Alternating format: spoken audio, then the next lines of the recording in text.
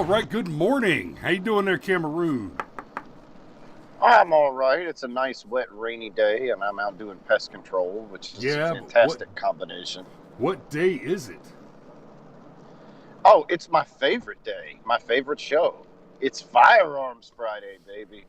I ain't gonna lie, Firearms Friday is my favorite day of the week, my favorite show of the week too. For one, because it requires the least amount of preparation. Oh, throughout the week to bring you guys any given show, I have to spend several hours reading through trending topics and headlines and trying to figure out what we're going to be talking about, and then develop a show map on it and figure out what are the fact patterns that I have to work with, and then I have to actually do the deep, complex analytic thought. This week's shows have suffered because I've been busy working on another project. And I've had to miss a couple of them. Yep. But we've got James, we've got Jeffrey, and we've got Lindsay. Good morning, folks. Good morning. Good to see you. This morning we're going to do it just a touch different than what we like to have the standard Firearms Friday be. I have read a headline and selected the one that I want to talk about first. And there's a specific, and I haven't told Cameron this yet. I'm about to spring a little surprise on our boy. So there's a headline, and I'll read it to you in just a minute. First, let me tell you why I want to talk about this headline. I want you to think back for a moment to the Obama administration. And what did we see a lot of during the Obama administration? Cuckery, bad economics, bad policy, shit healthcare ideas, a whole bunch of virtue signaling. Mass casualty events. Oh, I didn't go dark enough. We saw a lot of mass casualty events during the Obama administration. We saw, it seemed like every week there was a school shooting or something like the Pulse nightclub. All of that. Hey, Mom's here. Good morning, Ma. Love you. And we've got Joy Turpin and Brett Brown. Excellent. So, Krista just said false flags. Okay, so here's the thing.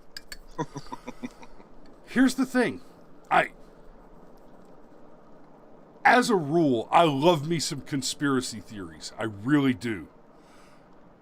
But I love me some conspiracy theories as sort of a matter of academic curiosity. I like to read them and study them. I love to go down that rabbit hole and see what the claims are that are made by the conspiracy theorists. Y'all want to see some interesting? Go look up the mud flood conspiracy theories. They're not really scary, except that there's enough evidence to lend them enough credibility to make your brain say, now hold on a minute. If there's enough conspiracy going around to make this happen, then the extent to which a complex conspiracy could stay effectively hidden is terrifying. Which is not to say I buy into the mud flood conspiracies, but those are really interesting. But, I mean, tell me that Joe Biden is a lizard man from outer space, and it's not that I agree or accept or believe your conspiracy. It's that I really want to hear your arguments because they're fascinating. They're at a minimum entertaining. Here's the problem with conspiracy theories, though. The further you go down the rabbit hole, allowing yourself to hear the arguments, the closer you get to the rebuttal to every piece of evidence being, well, that's what they want you to think. Right?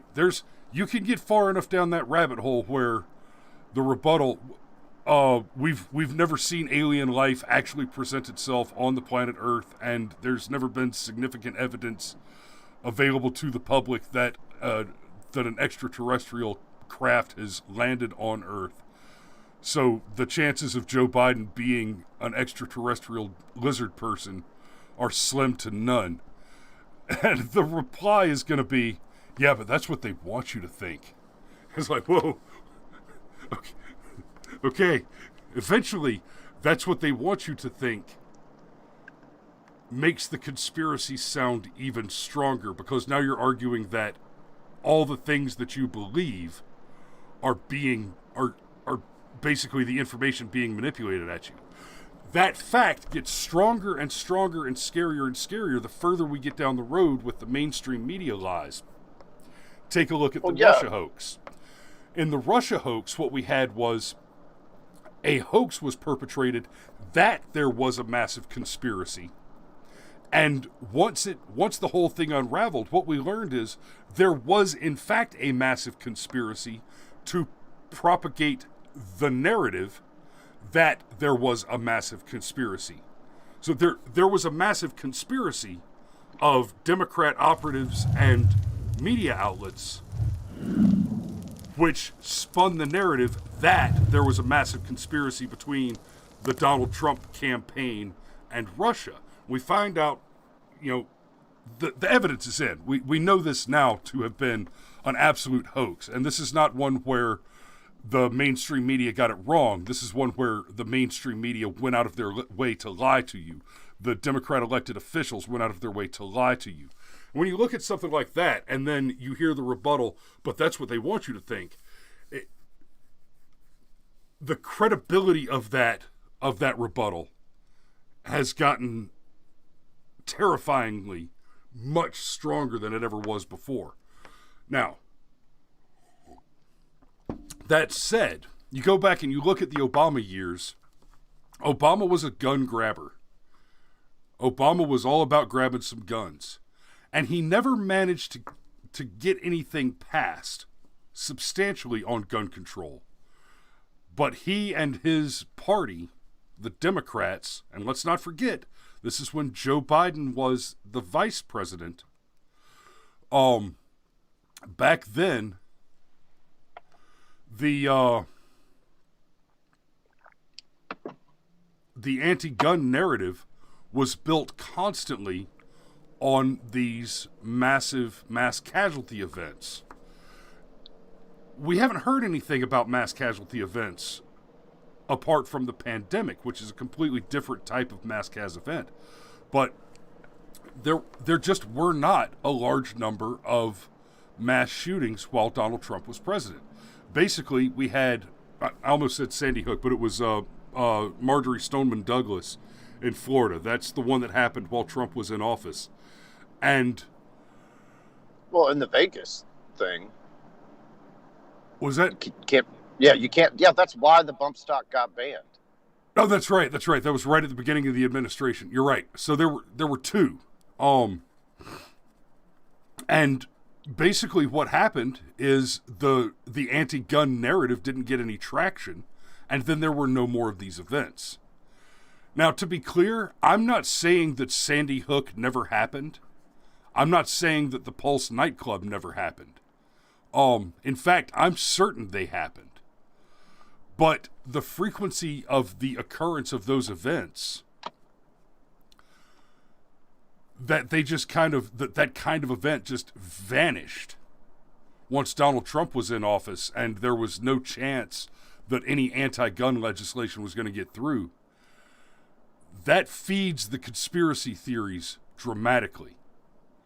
So fast forward to today, and where are we? Well, we've got Joe Biden in the White House, and he has promised to make the, hell yeah, we're going to come for your guns, Beto O'Rourke, Beto, to be the gun-grabbing czar, right? They're making no bones about hiding the fact that their intent is to come after the guns. Okay, Alex says Trump was no Second Amendment supporter.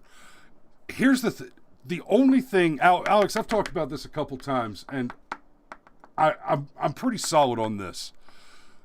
Trump, one of the biggest mistakes, if not the biggest mistake Donald Trump made in his presidency, was banning the bump stocks. And I honestly believe that what happened there is he was naive. He was politically naive and believed that you can, much like Neville Chamberlain, he believed that it's useful and productive to appease the enemy. He early on he believed that you could make concessions to, the Nazis, like Neville Chamberlain did. Well, Trump thought he could make concessions to the Nazis, and so when the Nazi people, the Ocasio-Cortezes and the Squad and the Nancy Pelosi's and the Dianne Feinsteins and them demanded that he ban something, he said, well, bump stocks isn't a big deal. And it didn't occur to him then, I think. And I know he came after the suppressors. That didn't really go anywhere. And I agree, he was not as strong. This is not a full-throated defense of Donald Trump by any means, Alex, on this regard. While I'm happy to provide a full-throated defense of Donald Trump on almost every other position, he should have and could have been much stronger on the Second Amendment, yes. But I honestly believe that the big mistake that he made with the bump stocks is he thought he could offer an olive branch of sorts to the Democrats. It didn't occur to him. He didn't honestly and adequately understand that there's a very basic and fundamental truth. A Democrat never wants to win anything that they say they want to win unless they can win it by hurting someone. If they cannot cause harm, they do not want the benefit that they claim. Right? If you hear a Democrat start demanding that something be done to make an election more fair, if the thing that they ask for doesn't include, and also white people can't vote, to some extent, they're not interested. They're going to go back and they're going to reimagine it until it can take their target, until it can take their designated enemy and do us harm. It's that simple. Hey, buddy. So, what do you need, brother? Hey, buddy. What? I'm just going to point out that we're 15 minutes in and we haven't gotten to that first headline or the conspiracy theory that undergirds it. Just trying to nudge you along. We have gotten to the conspiracy theory that undergirds it. False flags, mass casualty events. Oh, okay, awesome. And so Obama administration had a bunch of false flags. Now we've got Biden in the White House. And where are we with Biden in the White House?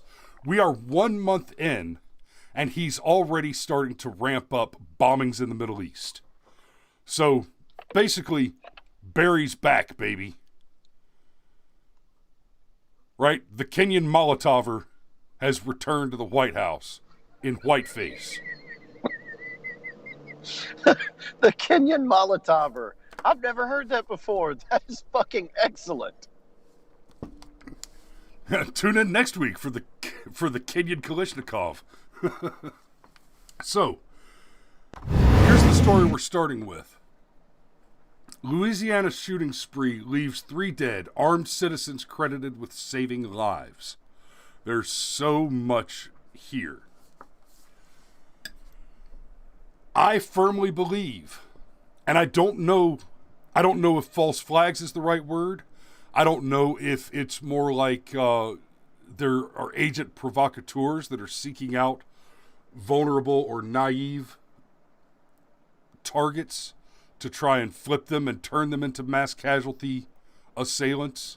I don't know how it's achieved, but that there were so many more mass casualty events while there was a very gun grabber friendly president, and that they just stopped as soon as getting the gun grab legislation through was no longer possible. I think what we're about to see over the next 4 to 8 years is a dramatic uptick in gun violence.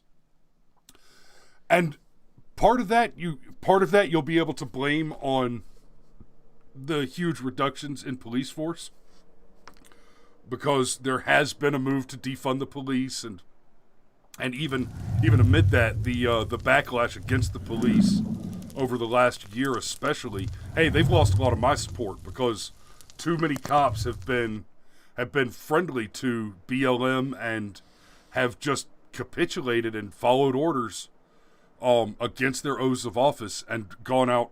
Got to look at New York. They sent out a couple of hundred police officers to defend the BLM protesters while they graffitied the BLM logo on the street. There should have been a massive Blue Flu event there, and there wasn't. And then they arrested the woman who tried to paint over it. Yep. Yes, they did. And that's a whole other story. So here we are. Louisiana shooting spree leaves 3 dead. Armed citizens credited with saving lives. This was published 5 days ago. So 3 dead. That is a bare minimum. That's basically your bare minimum for a mass shooting. I don't like to see the language mass shooting used in reference to 3 dead, and it somewhat amuses me when people make the gun grab arguments based on, well, you can go shoot a bunch of people, and they're like, yeah, you guys live in America. Let me tell you something about living in America. Legitimate, real mass casualty events just don't happen here with any significant frequency. It's an exceedingly rare bird. And the thing about a serious mass casualty event, you're not talking about firearms. You're talking about hijacking an airplane and flying it into a building. You're talking about parking a fertilizer bomb under a high-rise. Right? You're talking about poisoning a water supply. If people want to commit mass casualty events, no amount of gun control will prevent that. Mass casualty is one of the easiest things in the world. It's terrifying how easy it is. The concern, what you should really be looking for, is to have enough people armed that when they see the guy with the box of rat poison next to the city waterworks, somebody could put a round in him. So, the crime happened near a gun store and range just outside. Okay, that's awesome. Whoops. I only read the headline. I hadn't even got this far yet. The crime happened near a gun store and range just outside Nolens. Whew, buddy. I went walking last night, Lord. Armed citizens were credited with limiting fatalities in a shooting in Louisiana on Saturday that left 3 people dead, including the suspect, according to authorities. Okay, so the suspect including is one the of the suspect. 3. So there we go, DRT, baby. And when the suspect is one of your 3 casualties, I take that to be that this is not a 3 casualty event. This is a 2 casualty event. Oh, Steve says, honestly, it's the South. Most things are near a gun store here. A gun store or range. I love it here. You know what, Steve? 100%. I literally just passed a gun store, the Governor's Gun Club. Shit, if I walk from here to the door that's 10 feet over there to smoke a cigarette, I pass a gun store. It's just how we do. Oh, Brett's arguing with my DRT or DOT. Okay, we're calling it a DRT, Brett, because the suspect died before the police got involved. So, if the Leviathan jumped over the counter at the Waffle House and chased your dumbass out in the parking lot to throw a heavy wooden high chair at you and tangle you up on the street, he gets that collar, not the cop. You remember that one, Cameron? Yeah. Yeah. How many times did Levi, with either a frying pan or a high chair, defeat and apprehend an armed robber at the Waffle House? Shoot, buddy. Shoe buddy indeed. The outburst at a gun store range just down the road from Louisiana Armstrong New Orleans International Airport, Jesus, say that 5 times fast, also left 2 people wounded, according to the Jefferson Parish Sheriff's Office. Just down the road from the Louisiana Armstrong New Orleans International Airport Hair Care Salon, tire iron, and wedding chapel. Arriving deputies located several victims suffering from gunshot wounds, the sheriff said in a statement. 3 individuals were pronounced dead on the scene and 2 more were transported to a local hospital for treatment. The 2 transported victims are in a stable condition. It happened near a gun shop and shooting range on Airline Drive in Metairie, LA? Metairie, Los Angeles. Nope. Louisiana, just west of New Orleans, and the armed people at the scene helped subdue the gunman, according to authorities. At this time, it appears a suspect shot 2 victims inside the location, then was engaged and shot outside the location by multiple other individuals. The suspect is one of the deceased on the scene. Employees at the Jefferson Gun Outlet typically carry sidearms at the facility, but it was not immediately clear whether the Good Samaritans were customers, outlet employees, or other individuals. Authorities had not publicly identified anyone involved as of Saturday evening. Okay, so on the off chance somebody involved in this situation happens to see this episode of Firearms Friday, please reach out to us. You can reach out to us through the Brushfire Mind on Facebook, or you can send us an email through brushfiremind.com. Or basically you can find us on any social platform and reach out to us there. If you can reach out to us, talk to us about this story, tell us your story for being on the ground here, we will send you a BFM white hat to commemorate your heroism. And we would greatly appreciate that contribution. Now, so let's talk about this a little bit, and I realize that we're over 20 minutes in, and that might mean that we lose Cameron. We'll see how I'm doing there in a little bit. Steve shared the email address, and he's correct. It is theshow@brushfiremind.com. You can email me directly at theshow@brushfiremind.com. So, can I just point out that yet again, the whole thing about it's never a good guy with a gun, that whole bullshit narrative has been blown out of the water all over again. That's exactly where I wanted to go with this conversation. Because we see the pattern, we know what Joe Biden is, what his people are. We live in a less safe America now because, at a minimum, there's reasonable suspicion that the rate of mass casualty events with a Democrat in office is higher than the rate of mass casualty events with a Republican in office. That is not an opinion. That is a statistical fact. Well, there's an alternative possibility. It could be entirely how the media frames these events. Yeah, I bet if you were to look at the average on a really long timeline, I bet the average remains relatively stable. It's how the media covers these things that changes. Actually, if you look at the average on a long enough timeline, you'll find that the number of mass shootings has declined year over year steadily for a very long time. What has changed is you're right. The framing has changed.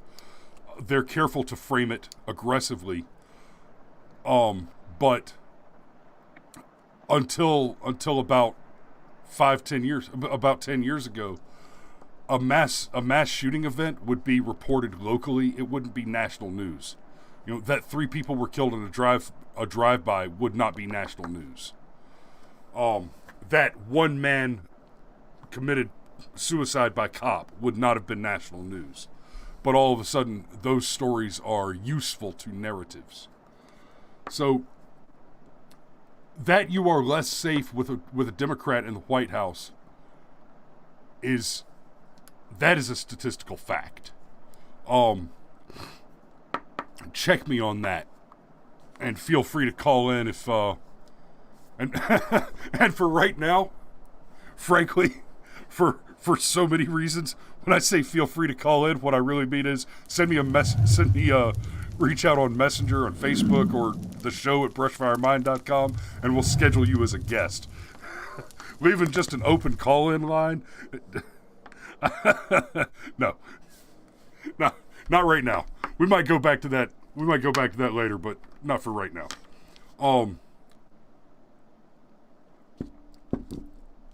But I think a real important takeaway here, and this is always the case, but even more so today, it's your American Express, man. You don't leave the house without it.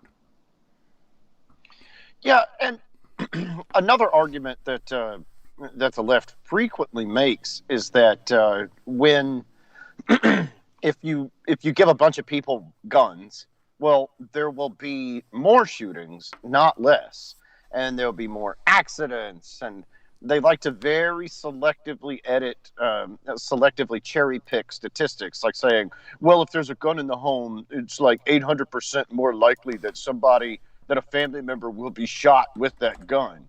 And yeah, that's true, but the vast majority of those come from suicides, right?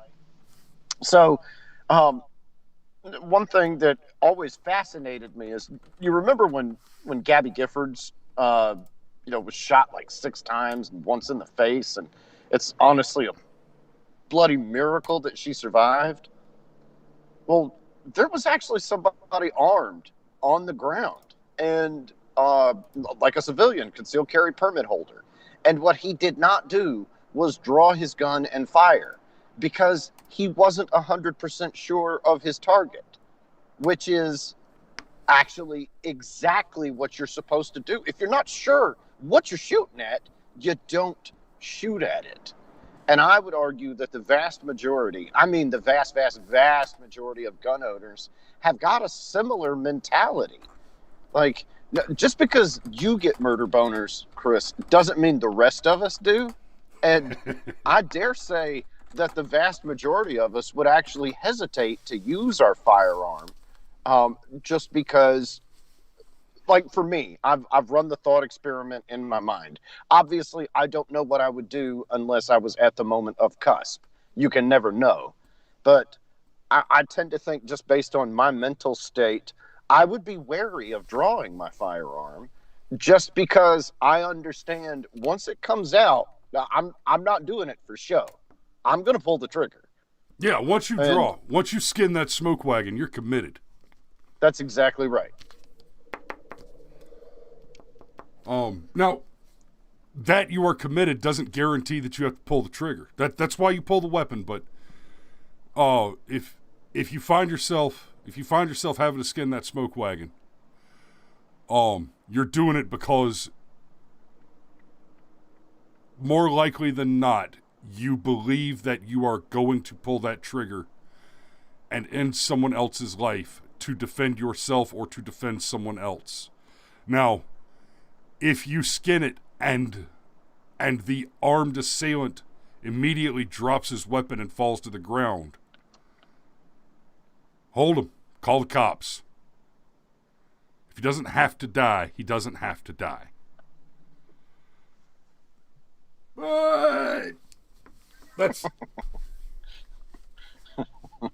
But I'm qualified to give you tactical advice, not legal advice.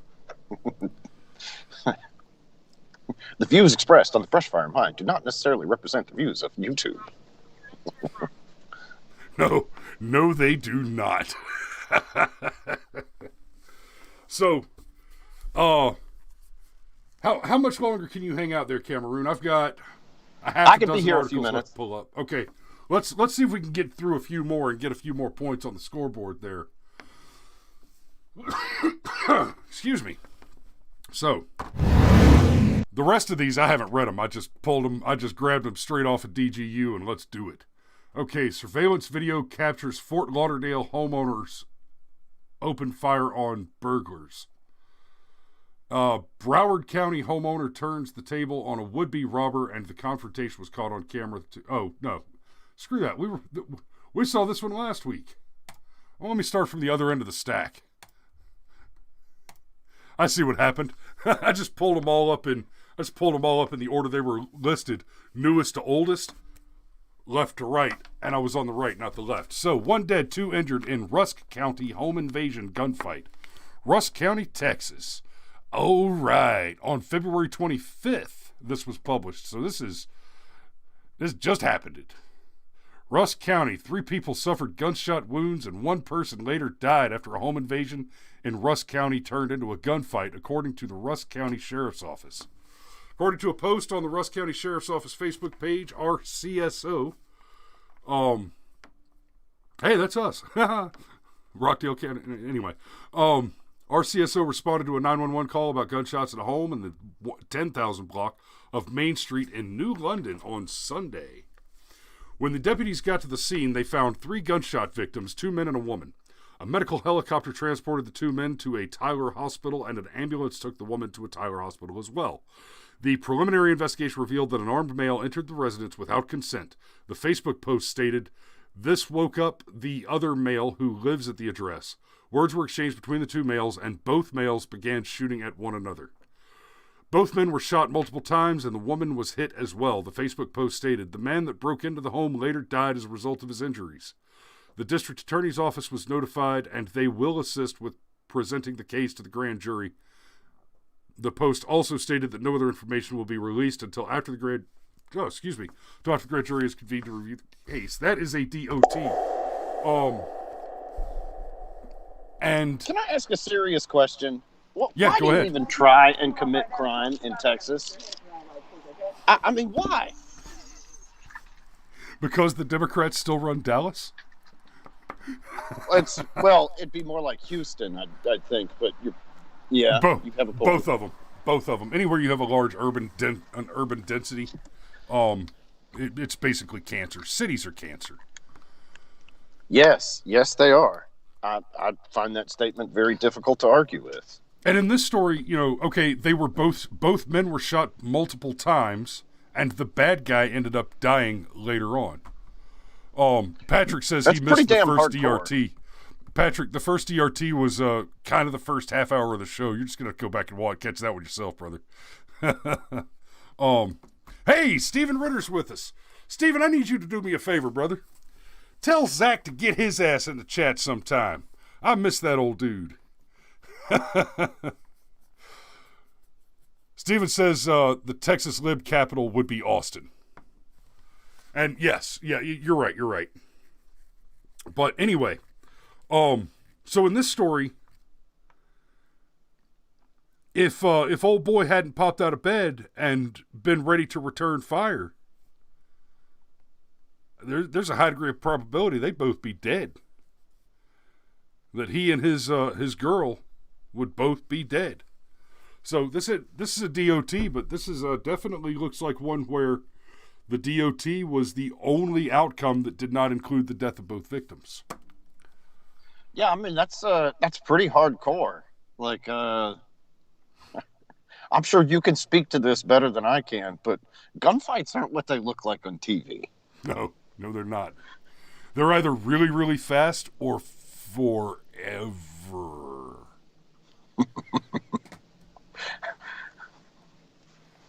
Yeah, ask Chris all about that and why he has hearing aids.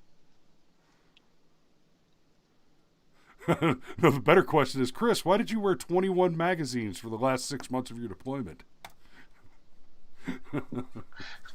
Because I didn't ever want to be black on ammo. I didn't ever want to run out of bullets again. Okay, moving on. Patrick asks, would that violate Facebook terms of use, Steve, reporting of a crime?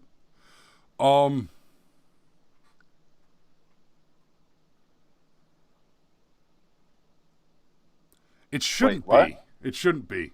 We're just reading the news, Patrick, and then doing a little analysis and commentary. And they haven't thrown us off yet. We're still live on all those platforms. Currently we have viewers on Periscope. I thought Periscope was gone, but no, Periscope's going away in March.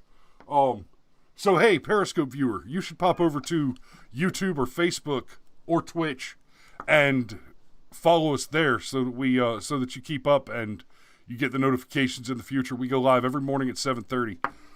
Before we go on to this next story, let me ask everybody, if you haven't already, go ahead and hit the like button and leave a comment below the video. I love you guys. I appreciate the hell out of you being active in our chat section there. But as often as possible, please go to the video after it's over, or just down under the description, and leave us a comment. The comment feeds the algorithm more than anything now. If you're not already subscribed, I'm 99% sure that everybody that's watching right now is already a subscriber. Except for you on Periscope. Hey, Mr. Periscope, go to YouTube, go to Facebook, check there, like, share, subscribe, comment, and check us out in the mornings. We do this every weekday at 7:30. More or less. But make sure you hit us there. And yeah, apparently interaction comments are much more important to the algorithm now than they have been in the past, and that'll help grow the channel more and more. But definitely hit a like down there. I mean, there's a dozen people watching this morning. I need to see a dozen likes in the I need to see a dozen thumbs up. Okay, victim of burglary arrested after allegedly shooting and kidnapping 16-year-old suspected burglar. All right, I haven't read the story yet. Haven't read the story yet. Cameron, I'm going to read that headline one more time, and I'm going to ask you to tell me what I just said. Victim of burglary arrested after allegedly shooting, kidnapping 16-year-old suspected burglar. Okay, it's slightly less confusing on the second reading, but okay, here we go. I suspect what we're about to find is a confused use of citizen's arrest. And we're back to Louisiana. Is Louisiana man gonna replace Florida man? Not likely. Florida's full of meth. Louisiana's full of vampires. Baton Rouge. 3 16-year-old juveniles are facing charges of vehicular burglary after a crime spree in a Baton Rouge apartment complex early Wednesday morning. One of the suspects was shot while attempting to break into a car. Representatives with the East Baton Rouge Parish Sheriff's Office and the Baton Rouge Police Department were among those who responded to the incident.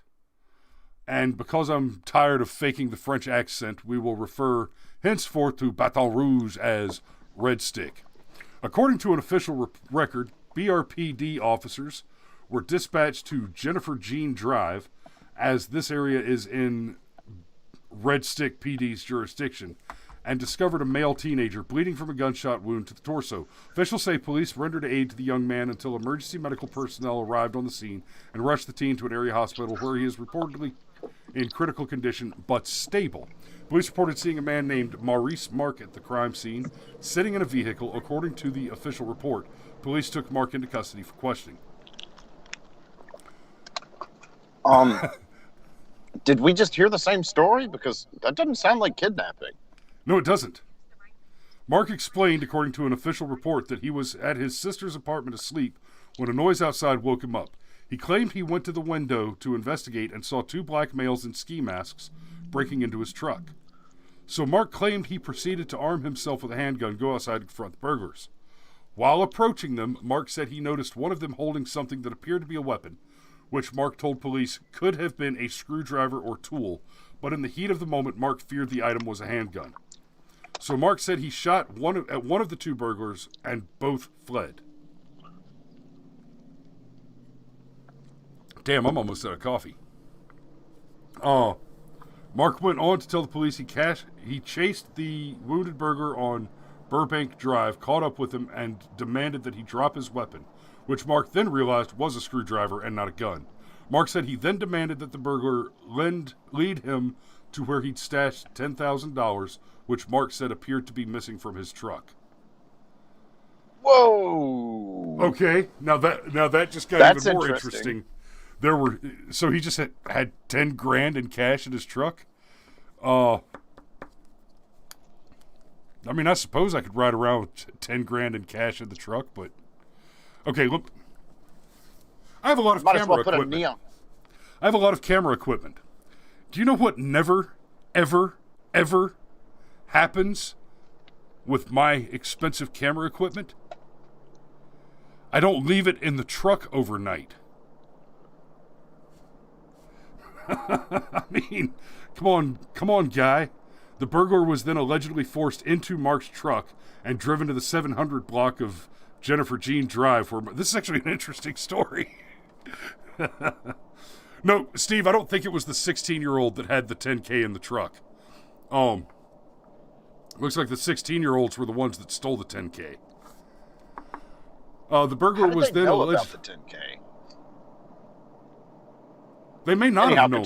They may have just. They may have just been, like, we've had a spree around my neighborhood a few times in the past, where these young males who are interested in basically recreational felonies, they'll walk through the neighborhood, and they'll just walk up and they'll pull the door handles. You know, you got a car parked in the driveway. Just walk up, pull the door handle. If the car's unlocked, they just open it up and quietly grab whatever they can and go. I've had my truck entered that way. And they grabbed about $500 or $600 worth of just miscellaneous stuff, including my challenge coin from Seki Def Gates. But I don't know. It kind of reads like that's what's going on here. Is these boys were going around checking handles and Bob did, but. Who knows? Maybe one of them bought dope from this guy and just saw the big pile of cash when they bought the dope and said, okay, we're going to follow this dude. So the wounded 16-year-old, still hospitalized for his gunshot injury, is facing 15 counts of vehicular burglary. Nope, that bolsters my theory. 7 of those charges are from a previous incident. Mark, the vehicle owner / burglary victim who shot the suspect, is facing charges of simple kidnapping for taking the injured juvenile in his car to retrieve his stolen items before calling 911. Okay. I hate to say it, but that's fair. And I don't know if this one... So, nobody died. This would normally be... I would normally score this one as a BRM, back to the rifle marksmanship, basic rifle marksmanship, back to the range. But, in fairness, Mark may have shot to wound because he wanted to get... Because he wanted somebody... his $10,000 back? Yeah. So, okay. You know what? I'm still going to put it under BRM because he didn't make the kill. Okay, but... And Steve's right. At the beginning it does say 3 16-year-old juveniles are facing charges of vehicular burglary after a crime spree in Baton Rouge, and then it only talks about 2 at the apartment. So I guess Mark is the third 16-year-old? That seems to be unclear. Okay, now if you're 16 and you have $10,000, whoa. Yeah. That's even... Yeah, this smells like some drug dealing or... However, I don't know if I agree with you. Okay, this is definitely a situation that is weird as shit. I mean, definitely weird as shit.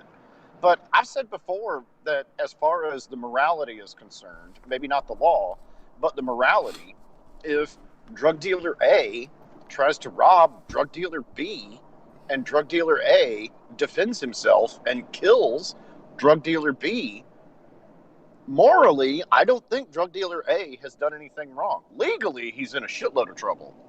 But as far as the ethics are concerned, don't fucking rob people, and you're a whole lot less likely to get shot. And so I don't know that the kidnapping is appropriate. And let's be real, whether or not that $10,000 was acquired legally, illegally, whatever. Right. That's $10,000 fucking dollars. Okay, hang on. Okay, so down here at the end of the article, there are actually 4 people mentioned, Mark being one of them. So Mark may not be 16. We have the wounded 16-year-old still hospitalized for his gunshot injury is facing 15 counts of vehicular burglary. 7 of those charges are from a previous incident. Then it says Mark, the vehicle owner/burglary victim who shot the suspect, is facing charges of simple kidnapping for taking the injured juvenile in his car to retrieve his stolen items before calling 911. And I don't know Louisiana law inside out, but in most states, you're not legally allowed to own a handgun if you're under the age of 21. So well, and he's a vehicle owner too, so right, and he's not, and it doesn't say anything about Mark being charged with unlawful possession of a weapon. But then it lists 2 more. Another one of the suspects is being charged with at least 1 vehicular burglary from today and has stolen credit cards on his person from a previous theft that occurred on February 18th. And then charges are pending for the 3rd suspect, but EBRSO added that all 3 teens have previously been arrested for breaking into cars. So it looks like, okay, so it was unclear early on, but it looks like there were 3 teens working together, breaking into cars and committing general burglary, and Mark only interacted with 2 of them in his driveway. It is not clear how the 3rd one is related to the other 2 or how he was apprehended. So yeah, this writer needs to either be a better writer or be a better interrogator. They either did a poor job of writing the article generally, which is true, or they needed to ask shitload more questions. Like, wait, hey, hold on a minute. Where'd the 3rd kid come from? Why do we care? How does it matter? You know, not only that, but, and I'm just going to say the thing. What do you think the odds are that Mark is white?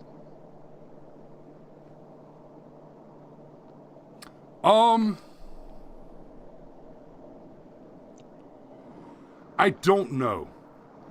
Honestly, in this one, I don't know. I'm gonna have to say they're pretty slim because it wasn't mentioned in the headline or the article. No, but the race of the kid was mentioned, which makes me wonder. Yeah, and since the race of the kid was mentioned and the race of Mark was not, then I suspect Mark was not a white male. If he was, it would have been the headline. Still seems odd, though. I mean, look, I get where you're coming from, why you would even suggest that the kidnapping charge is fair, but I would actually like to see a world where the law is written in such a way where everything revolves around proximate cause. Like, it's where the felony murder comes from. You know, you rob a liquor store and somebody gets killed. Even if you are not the one that pulled the trigger, you can still be charged with felony murder because you robbing the liquor store caused the death. Well, frankly, you steal $10,000 fucking dollars from me, and I might throw you in my car and force you to show me where the money is. Well, see, here's the thing. Here's the thing on that. What he should have done is held the kid, citizen's arrest, called the police. My suspicion is that he was interested in recovering his $10,000 before the police got involved. Not even necessarily because the $10,000 may or may not be ill-gotten gains, shall we say, but it's shown up as evidence. And see, that's another problem. If somebody steals $10,000 in cash from you, right? And you get the police involved and they find the $10,000 in cash, That doesn't mean that you've recovered your property. No, that means that your property has now been impounded for an indefinite period of time. Could be years. Well, again, I Because was it's just saying evidence. that actually So that makes a lot more sense to want to recover the money yourself. Right. So as a legal matter, I understand and agree with, on a legal basis, the kidnapping charge here. But to be very clear, if you stole $10,000 from me and then we ended up in a gunfight, once the police get involved, every time you mention that $10,000, I'm going to call you a damn liar. I'm going to bury it in my backyard, and I'm going to call you a damn liar. I mean... Still, what a bizarre story. It is. It is. But you know what? We're up to almost an hour. I think we're going to call it there. Real quick, Alex sent me a message yesterday complaining about the volume level of the transitions. Because of where that volume adjustment happens, Alex, I was unable to change it before this morning. I'm actually going to have to go back and reconstruct those transitions and rebalance the audio in After Effects or in Premiere instead of rebalancing it here. I could rebalance almost anything else in here, but because of the way those specialized transitions work, I'm just going to have to do it when I get to it. So I will fix that for you guys as soon as I can peel off the time and the computer power to do it, which is not going to be immediately because, good God, have we got a lot of big gay wedding to cut, rather. Which is coming along nicely. Thanks for asking, Cameron. And I think, so tomorrow I'm going to be at Fox Brothers Barbecue at 4 o'clock in the afternoon, and that is for the Constitutionalist Coalition. And I will be reporting back on how that went Monday morning, so that will be the topic of the show Monday morning, with or without Cameroon. Hopefully you'll be here Monday morning, Cameron, and you can ask me questions, and we'll do a little bit of an interview type show on it. But that's tomorrow, and I have mixed hopes on this. I am concerned that something like a constitutionalist coalition could harm conservative candidates going forward by splitting votes. But at the same time, the candidates that stand to be harmed by such activity are the kinds of Republicans that we need to get rid of. And if I've been too vague about it, let me clarify. With the exception of Ron DeSantis and maybe, but probably not, Ted Cruz, there are no currently elected Republicans that I would save in the purge. Their cowardice and inactivity is unforgivable. The Republican Party is no different than the Air Force technicians hiding in the bunker, while the rest of us are going and running face first into the indirect fire and eliminating the enemy. You want to go hide in the bunker? I'm not going to pay you to do that.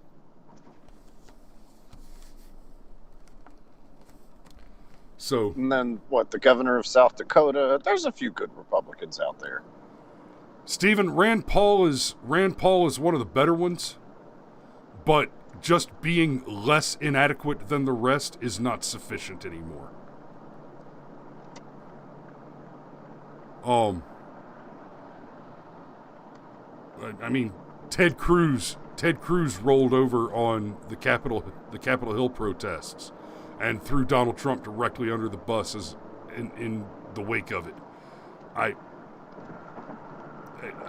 I will grant Rand Paul has been more vocally critical of the election results than most other Republicans, and and he has been more correctly critical.